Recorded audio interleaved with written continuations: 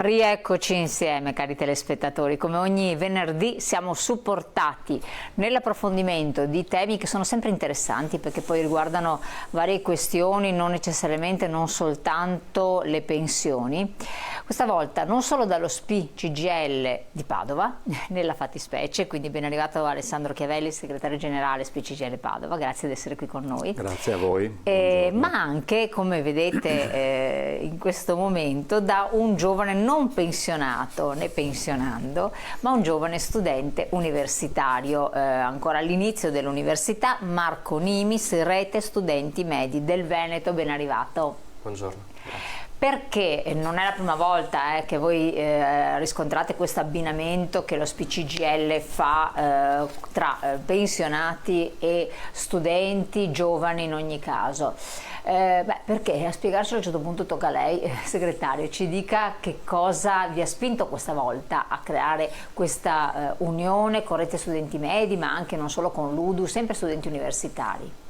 Sì, noi avevamo già intrapreso questo percorso anni fa e questo percorso ha dato risultati molto importanti, cioè questo lavoro che mette insieme i pensionati e i giovani studenti universitari e medi su tutta una serie di argomenti che noi riteniamo assolutamente importanti e soprattutto in una logica che superi l'idea della contrapposizione tra generazioni. Noi riteniamo che su molti argomenti il lavoro che possono fare i pensionati, gli anziani e i giovani possa dare risultati estremamente importanti e, come dire, e che in qualche maniera aiutino i giovani a, come dire, intraprendere il loro percorso di vita lavorativo e di studio.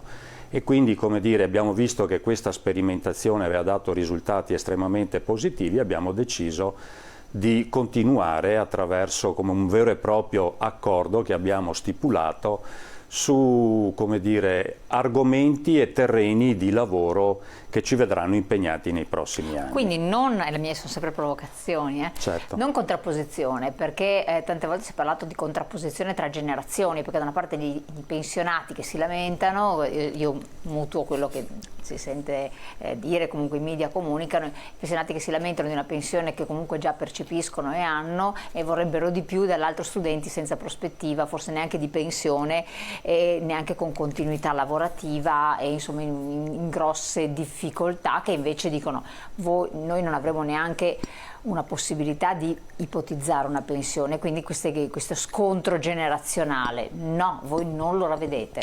No, noi allora partiamo dal presupposto che c'è sicuramente chi tende o tenta di mettere le generazioni in contrapposizione. Noi riteniamo che invece questo non debba esserci e non c'è, per quel che ci riguarda. Io parto dal presupposto che molti anziani, molti nonni, soprattutto in questi ultimi anni, hanno aiutato la famiglia, hanno aiutato i nipoti, per esempio per sostenere gli studi, lo hanno fatto e continuano a farlo. E quindi io parto dal presupposto che, come dire, gli anziani sono stati e sono di grande aiuto per le famiglie, per le loro famiglie. E dall'altra parte io penso che gli argomenti che sono alla base del rapporto e dell'accordo che abbiamo tra di noi sono argomenti che ci accomunano, cioè la questione di un lavoro più dignitoso, meglio retribuito e non precario. La lotta che facciamo assieme, per esempio, per dare un futuro pensionistico ai giovani, una collaborazione molto stretta e di aiuto su quelli che sono i grandi cambiamenti in atto, l'aiuto dei giovani agli anziani, per esempio, per l'uso delle nuove tecnologie, ma dall'altra parte la trasmissione di valori e di storia che i pensionati danno ai giovani. Quindi sono tanti i terreni sui quali noi ci possiamo incontrare ed aiutare. Concorda lo studente?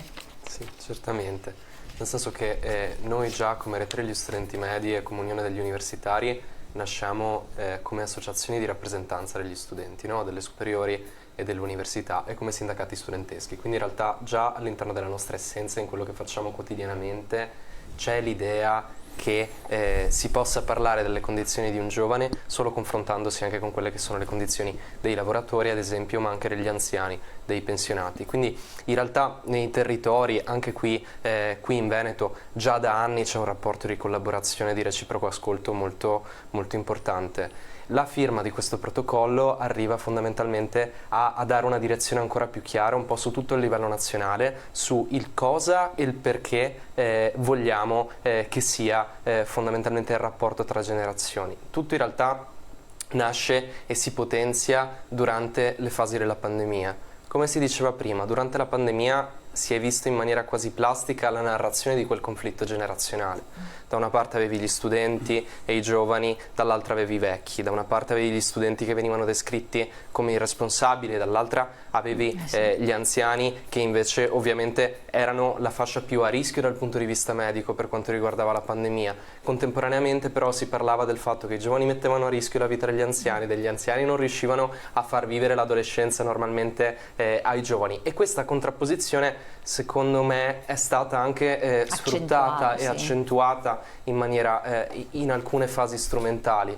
Noi ci siamo ritrovati, consapevoli del rapporto che già avevamo tra di noi e tra queste due categorie, a dirci: capiamo prima di parlare di noi, di come stiamo, di quali sono i problemi che abbiamo in comune, e ci siamo resi conto che una delle caratteristiche principali che contraddistingueva in quel momento sia gli studenti, sia i giovani, sia gli anziani era la solitudine. Perché se da una parte comunque il lavoro, tra virgolette, teneva compagnia ai lavoratori durante la fase della pandemia e del lockdown, dall'altra la solitudine più accentuata è stata vissuta o dagli anziani soli o dagli studenti chiusi, distanziati dalle scuole. E quindi proprio su quello ci siamo detti: perché non mandare un messaggio e provare a parlare per la prima volta in questo paese di salute mentale, di benessere psicologico, da una prospettiva contemporaneamente studentesca ma anche dei pensionati. E quindi con lo SPI CGIL nazionale abbiamo lanciato proprio questa campagna che si chiamava, all'epoca si chiama tuttora, Chiedimi come sto, che raccoglie in breve tempo circa più di 30.000 risposte da parte di studenti e giovani, che sono tante in tutta Italia, e delineano proprio un profilo di come da una parte la nostra generazione stava, e la volontà dall'altra parte anche di raccontarla però insieme anche ai pensionati, insieme agli anziani. E da lì poi è partito un progetto che tuttora esiste ancora, parla di salute mentale, di benessere psicologico, e ci vede collaborare ogni giorno, e questo è solo uno dei grandi esempi che possono esserci alla base dei temi, dei lavori che si possono fare insieme tra generazioni sul territorio. Salute mentale, c'è salute, è stata recuperata questa salute mentale che comunque, in senso anche lato, era stata persa proprio in un momento delicatissimo dello sviluppo da parte di moltissimi giovani. C'era stato veramente uno sballestamento pazzesco.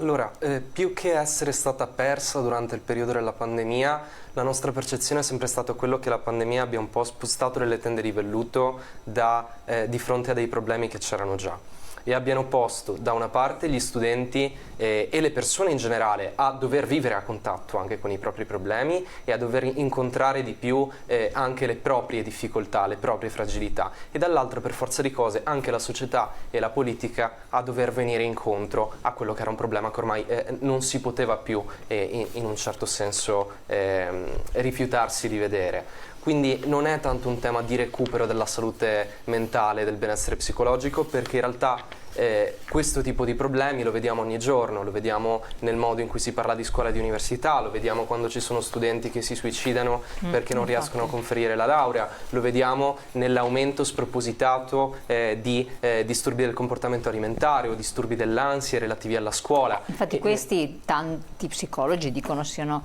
imputabili proprio a dei problemi sopiti, però che poi sono scaturiti a seguito dell'isolamento, del lockdown. Esatto, e forse la speranza amara che che abbiamo in bocca era quella che dopo il lockdown si potesse fare i conti in maniera più diretta con quelli che erano questi problemi e che la politica in un certo senso potesse anche prendere spunto da quelle che erano le rivendicazioni che anche insieme come studenti e pensionati stavamo portando e riuscire un po' a iniziare a intervenire sistematicamente. Questa cosa purtroppo vediamo molto spesso che non succede, notizie di una settimana fa del taglio del fondo ad esempio governativo sui DCA, quindi diciamo Ti che... volevo proprio chiedere questo. No, infatti, ma non parleremo poi di questo, però diciamo che quei problemi esistono ancora, quindi di sicuro al di là del Covid non si sono superati e per questo motivo ancora il lavoro quotidiano è necessario da parte di chi di questi problemi si cura, si interessa e di chi ha voglia di parlarne soprattutto. Assolutamente. È anche una questione economica. È anche una questione economica. Le famiglie più povere, gli studenti, i giovani più poveri in difficoltà economica sono quelli che molto più spesso soffrono di più da una parte le problematiche sociali, perché il sociale ha effetto sul personale ovviamente, e in più c'è un dato di fatto, ovvero che la cura del benessere psicologico e dei servizi psicologici è ancora un privilegio molto spesso, nel senso che le strutture pubbliche fanno fatica a dare risposte efficienti in tempi rapidi perché sono sottofinanziate e d'altra parte ovviamente costringono le persone a doversi riferire alle cliniche private che ovviamente però costano e di conseguenza anche l'accesso alle cure psicologiche diventa un problema, tra virgolette, un tempo si sarebbe detto di classe e quindi di conseguenza di sicuro è anche un problema economico e quindi quando si parla di benessere psicologico, quando si parla di condizione giovanile, quando si parla di condizione anche nelle fasce di età superiori, bisogna parlare un po' della società nel suo complesso. Segretario, faccio un'osservazione che magari tante persone anziane, che ho sentito fare da molte persone anziane, ai nostri tempi c'erano più difficoltà, tanti anziani dicono, c'erano molti più problemi reali, tangibili, legati a economici, di tanto altro genere e non c'erano tante problematiche diciamo di salute mentale, non si parlava assolutamente, se non uno che era definito matto, no? Vabbè, ma lì erano problemi molto grossi e quindi non riescono a capire anche i problemi dei giovani, perché certi comportamenti. Lei che cosa dice proprio in questo avvicinamento che c'è tra le generazioni? Ma io penso che in realtà... Cioè lo spieghi ai nostri interlocutori. Io penso che in realtà questo tipo di problema sia un problema che è sempre esistito, e solo che al tempo era uno di quei problemi di cui si aveva vergogna parlarne, perché non ritengo che la mia o la generazione di chi ha qualche anno più di me possa dire di non aver incontrato problemi, di non avere avuto conoscenza di problemi. In realtà questo era un argomento, come dire, molto delicato sul quale era meglio stendere una coltre e non parlarne. Certo, oggi io penso però penso anche che oggi i giovani si trovino di fronte a una serie di problematiche che la mia generazione, di chi è in pensione, come dire, avevi magari altri problemi, ma i giovani di oggi hanno problemi come dire, più complicati, per esempio il fatto di non avere grandi prospettive di lavoro, di incertezze, forse mancano proprio esatto, le certezze. I giovani di oggi non hanno quello che noi in passato avevamo, cioè la certezza di avere una prospettiva, un futuro, potersi creare una propria indipendenza, una propria famiglia, e quindi, come dire, oggi forse ci sono problemi diversi, ma non sono meno importanti rispetto al passato. È un problema di incertezze, Marco. È soprattutto un problema di incertezze e di prospettive. Nel momento in cui si parla della nostra generazione, fondamentalmente di recente, molto spesso si tende a descriverci come una generazione di sdraiati, una generazione senza prospettive, una generazione che non lavora per costruirsi un futuro diverso. La verità è che uno studente, nel momento in cui un giovane in generale affronta la sua vita, si trova davanti a una serie di sfide, di prospettiva proprio di quello che sarà il suo futuro, che per quanto facciano parte della normalità del percorso di crescita, in questa fase storica sono, come diceva giustamente il segretario, a volte un po' più complicate, perché si parte dalle cose più semplici, tra virgolette, più materiali, come il fatto: finisco la scuola superiore, vado all'università, non ho neanche la certezza che mi venga assicurato un tetto sulla testa. Vabbè, faccio l'università, finisco l'università, non ho la certezza di avere neanche un futuro lavorativo, già lì inizia ad essere difficile. Magari riesco anche a trovare un lavoro, ma non ho neanche la certezza in 30 anni di avere un pianeta abitabile per colpa della crisi climatica. È ovvio allora che uno studente e un giovane, nel momento in cui vive una vita fatta di questo tipo di complessità, fa fatica anche a immaginarsi un futuro e di conseguenza è difficile anche parlare di prospettive. E quindi anche in questo caso il fatto di confrontarsi su come ad esempio si viveva la giovanezza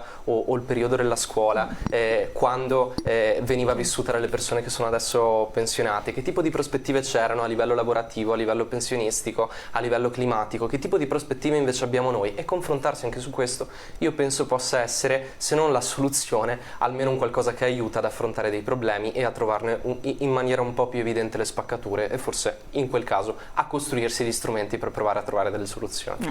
Grazie Marco. Allora, adesso andiamo in pubblicità. Nell'altra parte della nostra trasmissione Marco ci lascia, forse lo riusciamo a vedere nella terza parte, comunque viene sostituito da Anna Tesi dell'UDU, sempre studentessa, per approfondire e vedere anche altri temi. Poi vi interagite anche, vi intercalate tra di voi. Restate con noi, canale 19 vi aspetto, c'è la pubblicità come sempre.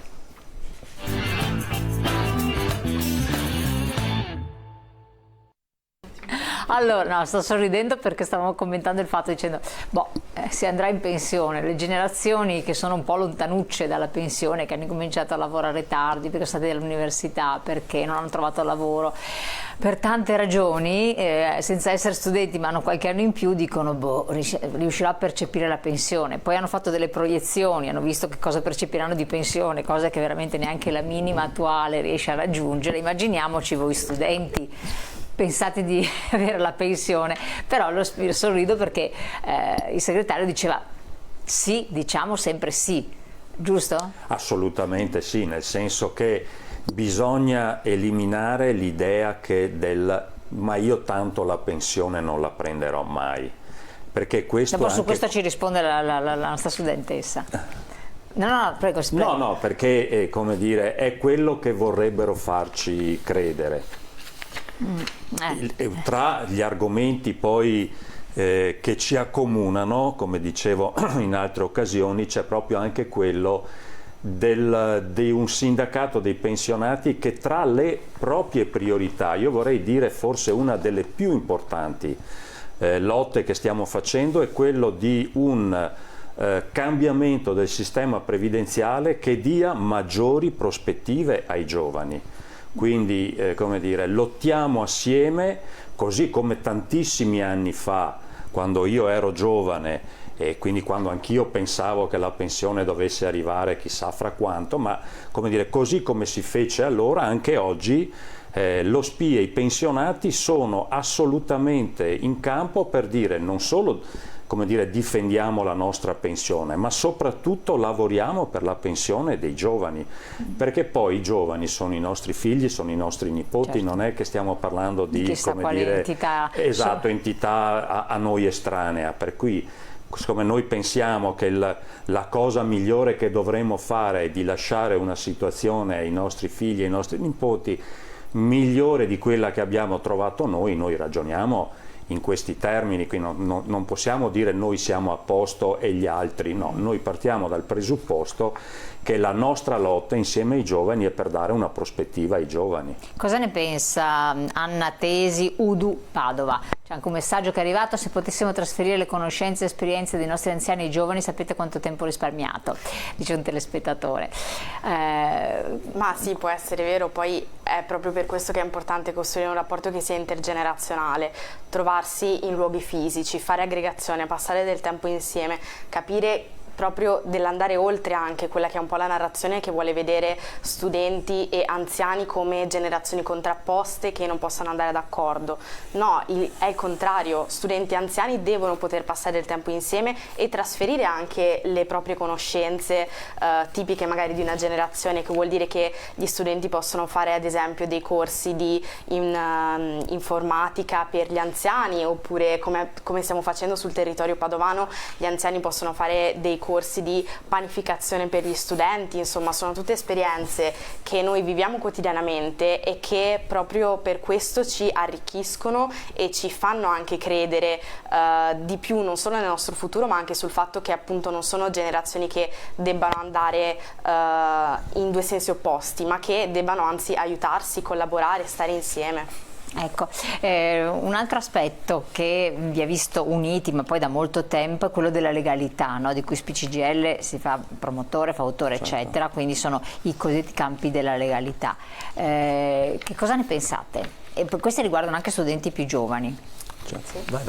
Allora, i campi della legalità sono un'esperienza incredibile per gli studenti, nel senso che appunto passare una settimana o 2 settimane in un bene confiscato a capire qual è la realtà del territorio, a capire qual è il fenomeno mafioso e come contrastarlo è un'esperienza che ad esempio il sistema scolastico non offre, e in questo senso è fondamentale la collaborazione tra studenti e pensionati che insieme organizzano questi campi, questi ritiri, perché soprattutto mi viene in mente al nord-est, in cui raramente si parla di fenomeno mafioso, invece è fondamentale costruire una cultura della legalità, costruire una cultura che trasmetta ai giovani dei valori che siano di un mondo diverso, di un mondo migliore, secondo insomma i principi che ci legano su questo. Quindi è molto interessante questo aspetto, ma anche il fatto di dire che raramente si parla, perché poi in realtà forze dell'ordine, prefetture eccetera sollecitano il parlarne, perché la mafia ormai è tra di noi anche qui nel nord-est, anzi è ben radicata.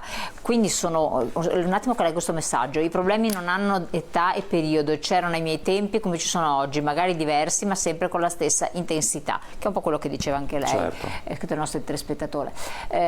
Quindi è importante per coinvolgere in realtà diverse, che però sono anche tra di noi, perché se un giovane è preparato può magari cogliere dei sintomi, dei segnali che poi possono provocare anche dei coinvolgimenti grossi. Certo, noi pensiamo che la legalità sia proprio un filo conduttore che lega le generazioni.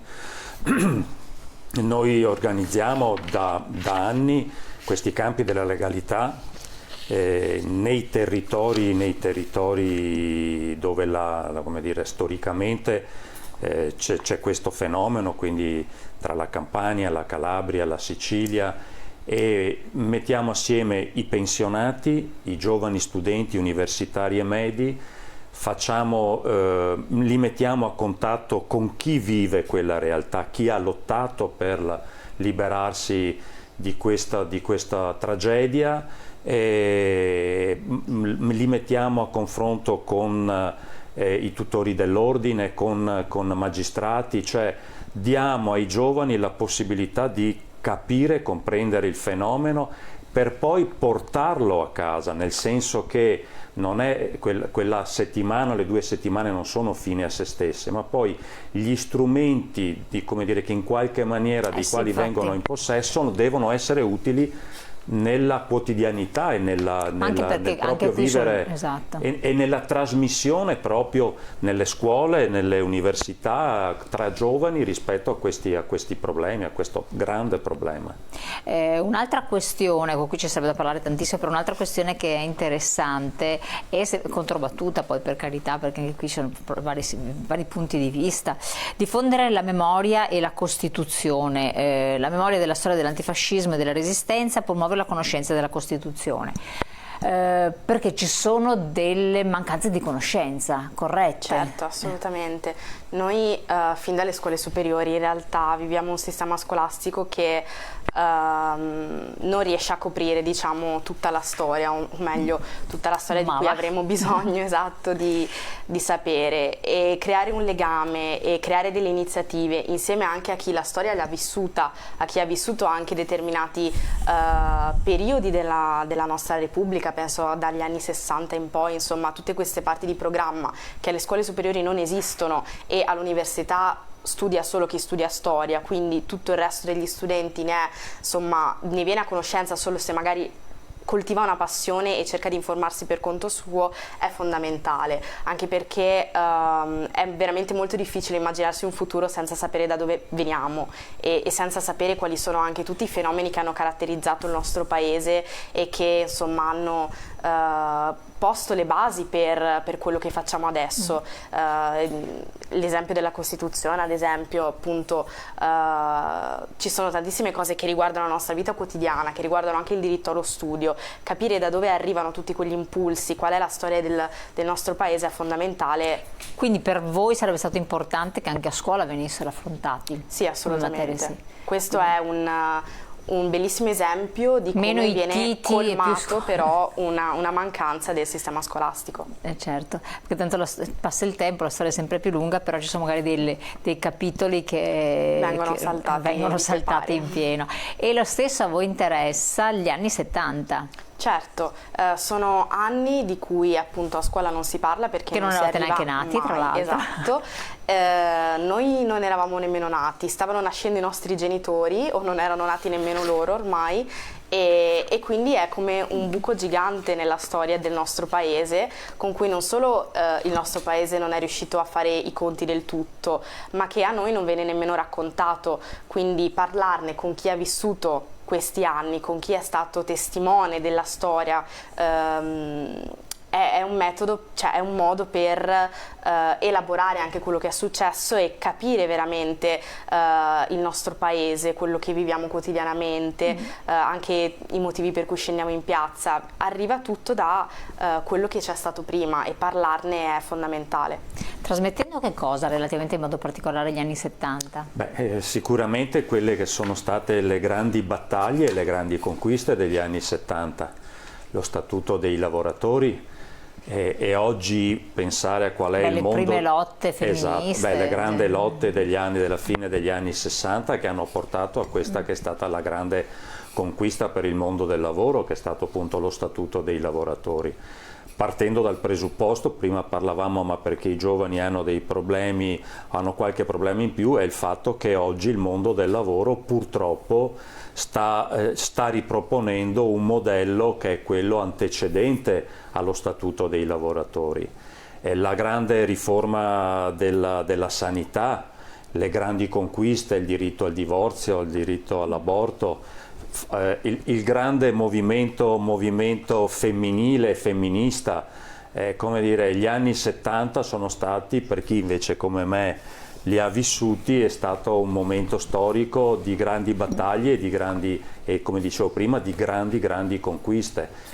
E siccome oggi molte di queste conquiste si vogliono mettere in discussione, trasmetterle ai giovani per noi è, come dire, un passaggio di testimone e la consegna di, come dire, un lavoro che devono portare avanti, devono continuare a portare avanti loro. Sì. Quindi è un aspetto anche questo molto importante e interessante, no? Perché effettivamente ci sono tutte le generazioni che è come se fosse una storia del passato e anche magari remoto. Allora torniamo su questi temi, restate con noi su canale 19, scriveteci naturalmente, avete l'opportunità di fare le vostre osservazioni, noi ci vediamo tra poco.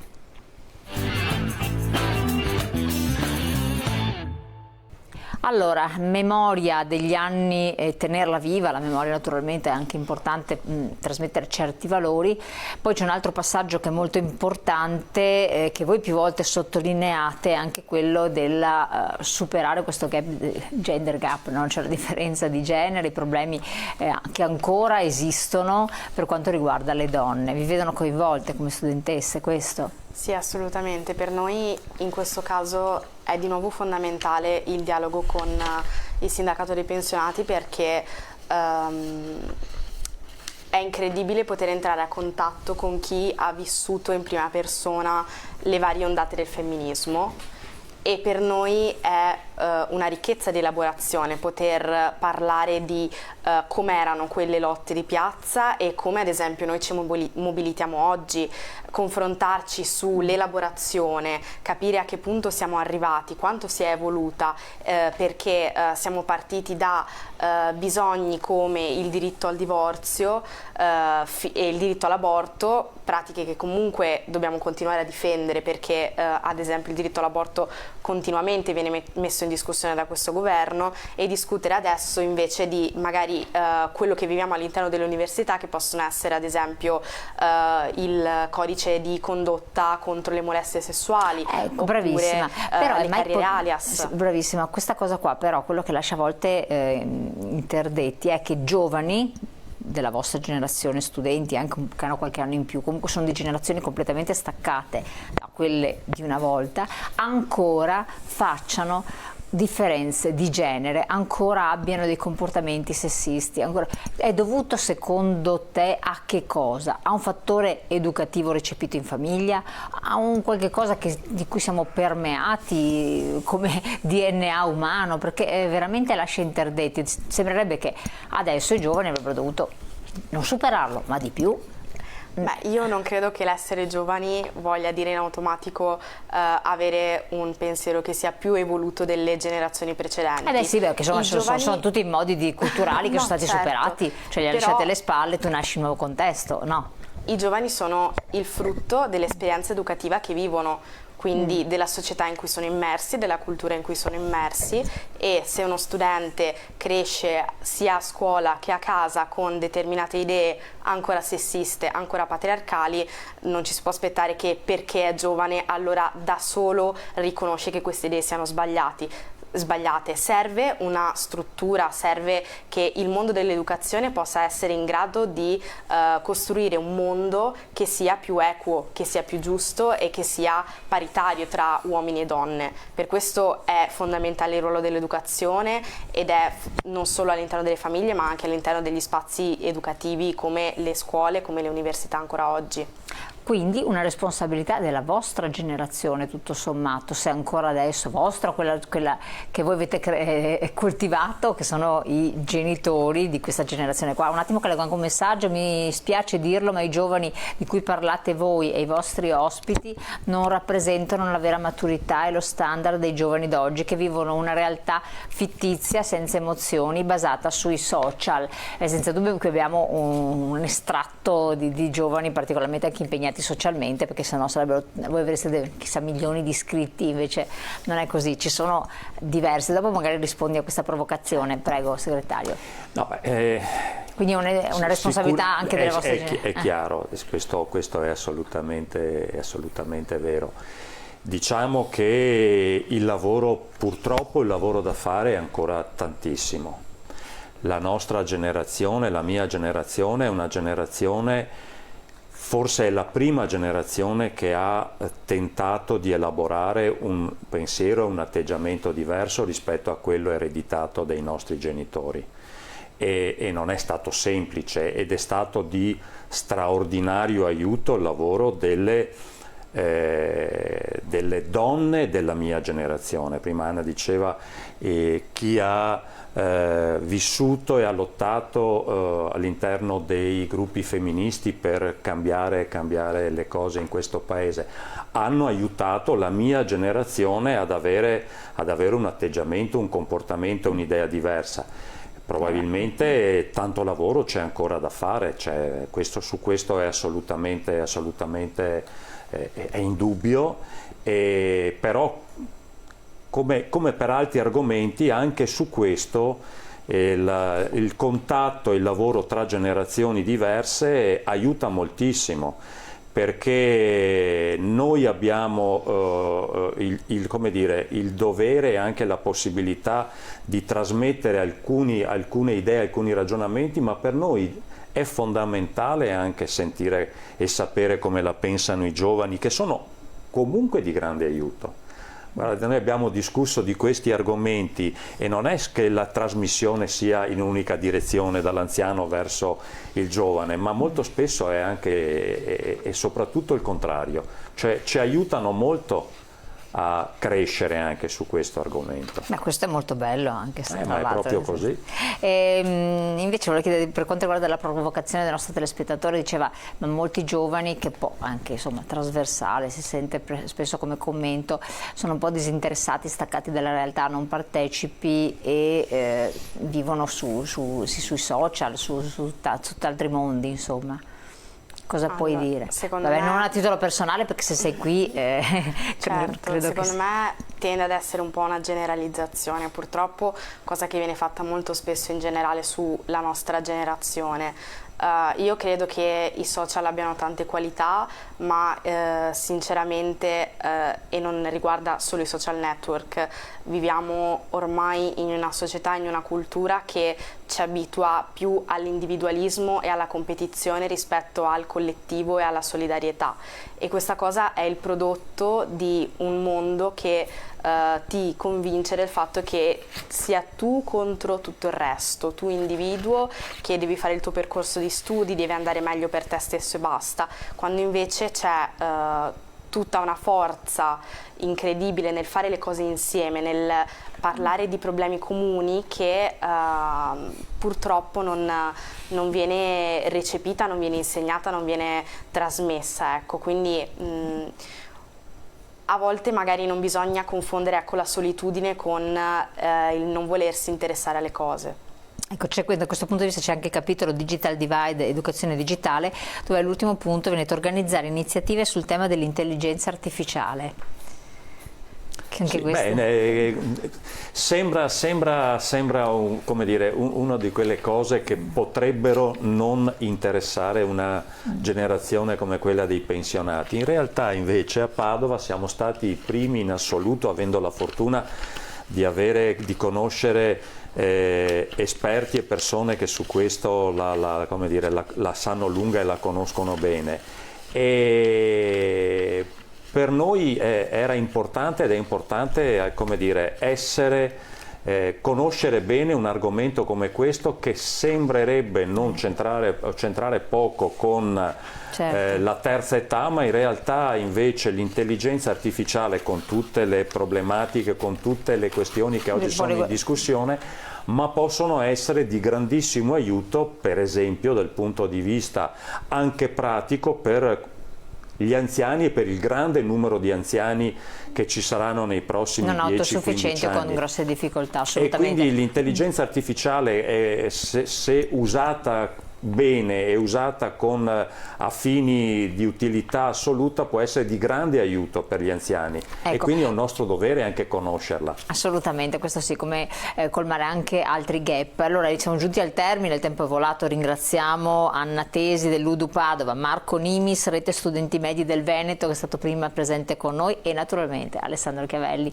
segretario generale dello SPI CGIL di Padova, per averci supportato in questo capitolo molto interessante. Naturalmente ne parleremo ancora. Buon proseguimento, rivedete la puntata sul web. Per tutte le altre questioni pensionistiche prenotate un appuntamento presso le sedi dello SPI CGIL presenti sul territorio. Grazie.